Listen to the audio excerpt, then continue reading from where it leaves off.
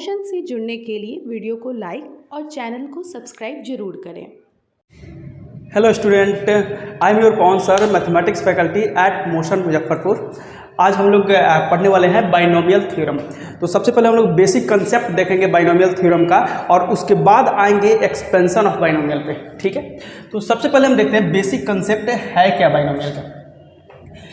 Binomial होता क्या है, बाइनोमियल का मीनिंग क्या है, ये देखना है हमें। ठीक है, तो आप बाइनोमियल बहुत पहले से पढ़ते आ रहे हो, बचपन से ही बाइनोमियल आप लोग को पता है। बाइनोमियल, पॉलिनोमियल, पॉलिनोमियल के अंदर ये types of number of terms के बेसिस पे है। जैसे अगर हम लोग लिखते हैं x प्लस वाई तो हम लोग बोलते हैं कि ये बाइनोमियल एक्सप्रेशन है। ठीक है, अगर हम लोग लिखते हैं 2x प्लस वाई, ये भी एक बाइनोमियल एक्सप्रेशन है। अगर हम लोग लिखते हैं 3x स्क्वायर प्लस 5yz, ये भी एक बाइनोमियल एक्सप्रेशन है। ठीक है, तो हमें इस चैप्टर में पढ़ना क्या है, हमें देखना है अगर इसका पावर बढ़ाते जाए फिर इसको सॉल्व कैसे करेंगे। जैसे अगर हम लिखते हैं x प्लस वाई का होल स्क्वायर, ठीक है, तो इसको हम क्या लिखेंगे, x square plus 2xy plus y square. ठीक है, अगर हम लिखते हैं x plus y whole cube, फिर इसको लिखेंगे x cube plus 3x square y plus 3x y square plus y cube. ठीक है, अब यहाँ पे अगर पावर 1 रहता है तो उसको तो सॉल्व करने की कुछ खास जरूरत नहीं है, उसको तो हम लोग डायरेक्ट ही लिखते हैं। ठीक है, लेकिन अब देखते हैं यहाँ पे पावर 1, पावर 2, पावर 3, ये हमें पहले से याद है, हमने फॉर्मूला इसका याद किया है। लेकिन अगर हमें पावर 4 निकालना हो, ठीक है, अगर हमें पावर 5 निकालना हो, फिर हमारे लिए प्रॉब्लम है। ठीक है, तो ये जो चैप्टर है, इस चैप्टर में हमें यही ओवरऑल स्टडी करनी है कि अगर हम पावर बढ़ाते जाएं 4, 5, 6, 7, 100, 200, 1000 कुछ भी बढ़ाते जाएं तो उसका एक्सपेंशन कैसे करेंगे। ठीक है, मीन्स उसका कोई भी टर्म निकालना है एक्सपेंशन का, वो सब हम कैसे निकालेंगे, तो इस चैप्टर में ओवरऑल हमें यही स्टडी करना है। अब हम देखते हैं यहाँ पे, जैसे x प्लस वाई का पावर 1 है, अगर इसके पावर हम लोग इसके ऊपर हमने 0 पावर कर दिया तो 0 पावर कर दिया तो वो 1 हो जाएगा। अगर हमने 1 किया तो x प्लस वाई है। तो इसमें क्या खास एक पैटर्न हमें दिख रहा है, उस पैटर्न को हमें समझना है। यहाँ पे जैसे यहाँ पे पावर 0 है तो 1 है, पावर 1 है तो ये x है और ये y है, मीन्स क्या, x का पावर भी 1 है और y का पावर भी 1 है। पावर 2 है तो ये जो टर्म है इसका भी पावर 2 है और यहाँ पे 1 और 1 ये भी 2 है और ये भी 2 है।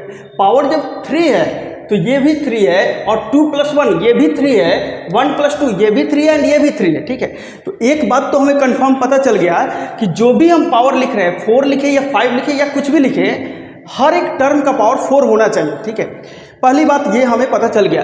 तो इसका मतलब क्या, यहाँ पे पावर 4 लिखेंगे तो ये भी 4, ये भी सारे पावर 4 आएगा। दूसरी बात यहाँ पे क्या पता चल रही है, जैसे यहाँ 2 है तो x का हाईएस्ट पावर हुआ 2, उसके बाद एक और कम हुआ 1, उसके बाद x गायब हो गया, मीन्स x का पावर 0, फिर यहाँ y का पावर 2 है तो y 0 हुआ, फिर y 1 हुआ, फिर y 2 हुआ। वैसे यहाँ पे x प्लस वाई का पावर 3 है तो x 3 हुआ, एक और कम हुआ x 2 हुआ, फिर एक और कम हुआ x 1 और फाइनली x कितना हो गया, 0 हो गया। और y देखते हैं तो y पहले 0 था, फिर 1, 2, 3। ठीक है, तो हमें इस पैटर्न से अगर 4 का लिखना हो, ठीक है, तो x plus y to the power 4 है तो इसको हम क्या करेंगे, सबसे पहले x का पावर 4 करेंगे और y का पावर 0 करेंगे, फिर 4 को एक और कम करेंगे तो x का पावर 3 होगा, y टू द पावर 1, फिर x टू द पावर 2 होगा, y टू द पावर 2 होगा, फिर x टू द पावर यहाँ पे 1 होगा और y टू द पावर 3 हो जाएगा और फाइनली क्या होगा, x to the power 0 and y to the power 4। ठीक है, अब ये जो हमने लिखा है ये हमारा कंप्लीट एक्सपेंशन नहीं है। इसमें प्रॉब्लम क्या है, जैसे ये वाला हमने लिखा था तो यहाँ कोफिशिएंट 1 है, यहाँ कोफिशिएंट क्या है, 3 है, यहाँ पे 3 है, यहाँ पे 1 है।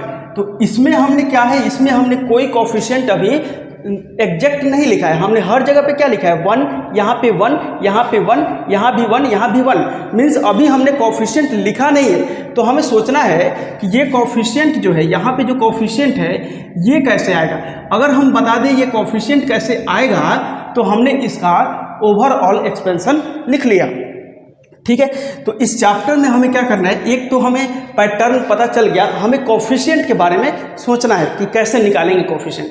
तो एक बिल्कुल छोटा सा मेथड है, उसको हम लोग बोलते हैं पास्कल्स ट्रायंगल, उसको बोलते हैं पास्कल्स ट्रायंगल।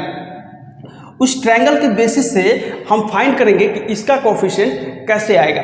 तो वहाँ पे है हमारा 1, तो हमने पहले लिख दिया 1।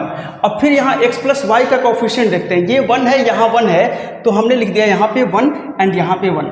फिर यहाँ पे y स्क्वायर है, तो ये 1 है, ये 2 है, ये 1 है। फिर यहाँ पे हमने लिख दिया 1 और ये 2 और ये 1। इस पैटर्न को समझते हैं, ये 1 है, उसके बाद लास्ट में तो 1 ही रहना है, ठीक है। अब बीच में क्या आएगा, यहाँ पे 1 है, ये 1 है, तो ये 2 हो गया, ठीक है। और यहाँ पे पावर 2 का लिखा, तो टोटल कितने टर्म थे, 1 2 3 टर्म थे, तो 3 टर्म थे। कोफिशिएंट क्या था, 1 2 1।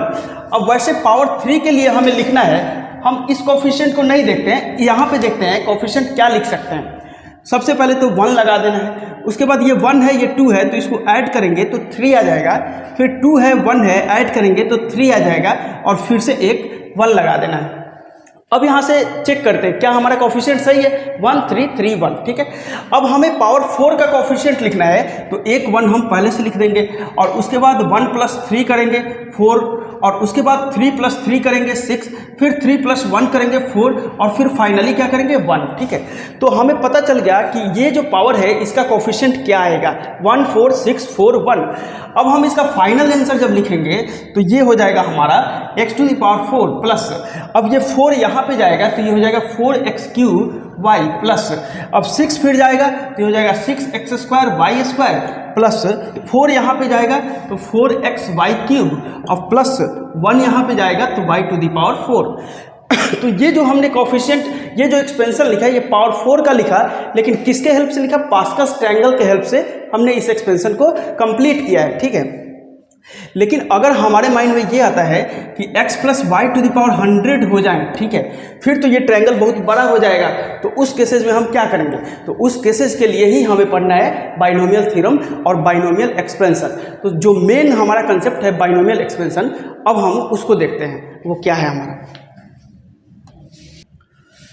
ठीक है। फिर हमारा जो बाइनोमियल एक्सपेंशन है ये क्या है, x plus y whole to the power n is equal to, ये हो जाएगा हमारा nc0 x to the power n y to the power 0 plus nc1 x to the power n minus 1 y to the power 1 plus nc2 x to the power n minus 2 y to the power 2 plus so on 2 plus ncn x to the power 0 y to the power n।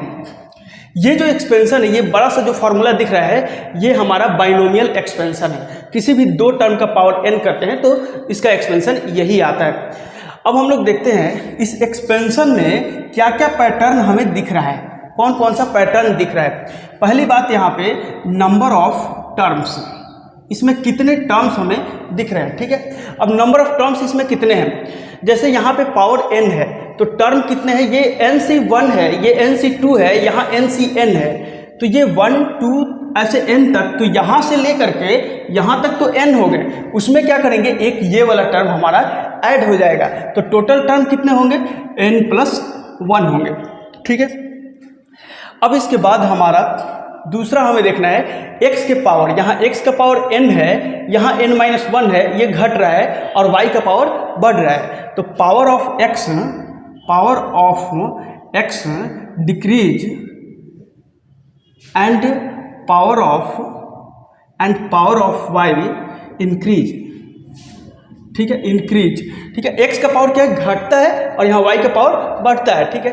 अब यहाँ पे ऐसे लिख सकते हैं decreases and increases by 1 कर लेते हैं, ठीक है। 1 से इसका पावर घटता है और बढ़ता है, ठीक है।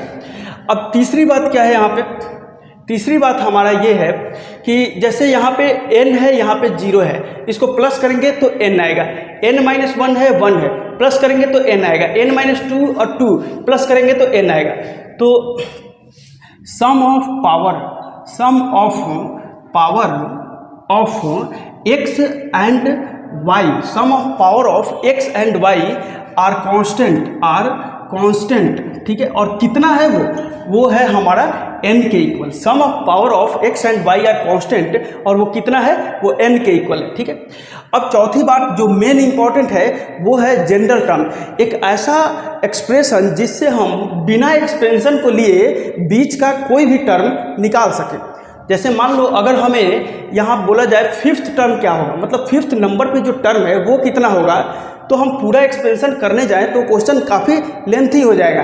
तो एक ऐसा टर्म जो हम बिना पूरा एक्सपेंशन निकाले डायरेक्ट उसकी वैल्यू निकाल सके, उस टर्म को जनरल टर्म बोलते हैं। और वो क्या होगा हमारा, जैसे यहाँ पे NC0 x to the power n y to the power 0 है, NC1 x to the power n - y to the power 1 है।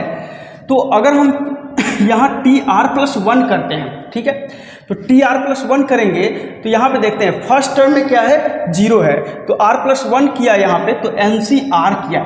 ऐसा क्यों किया, यहाँ पे देखिए सेकंड टर्म में क्या है, 1 है, थर्ड में क्या है, 2 है, थर्ड में 2 है, तो R+1 में यहाँ पे क्या होगा, 1 कम होगा, मीन्स R होगा। अब x का पावर n है, n-1 n-2, तो x का पावर अब कितना होगा, यहाँ पे थर्ड टर्म है, पहले y वाले को लिख लेते हैं। यहाँ y का पावर हम लोग क्या कर लेते हैं, यहाँ पे 2 है तो यहाँ 2 है, यहाँ 1 है तो यहाँ 1 है, तो y का यहाँ पे क्या हो जाएगा, r हो जाएगा। अब इन दोनों के पावर को प्लस करके कितना आना चाहिए, n आना चाहिए, तो r है यहाँ पे, तो यहाँ पे कितना होगा, n-r। तो ये जो टर्म आया ये हमारा जनरल टर्म होगा, ठीक है। अब बच्चों हम लोग क्या करेंगे, नेक्स्ट क्लास में ये जो हमने जनरल टर्म लिखा है इससे रिलेटेड कुछ कोफिशिएंट निकालने के क्वेश्चन करेंगे और ऐसे ऐसे टर्म निकालेंगे जो इंडिपेंडेंट ऑफ x है। और इससे ये जो टॉपिक है इससे जेईई मेंस में मतलब एक क्वेश्चन के चांस रहते हैं और ज़्यादातर जो क्वेश्चंस होते हैं वो आता है हमारा सीरीज समेशन से, ठीक है। तो वो सब हम करेंगे नेक्स्ट क्लास में, ठीक है। Okay, thank you.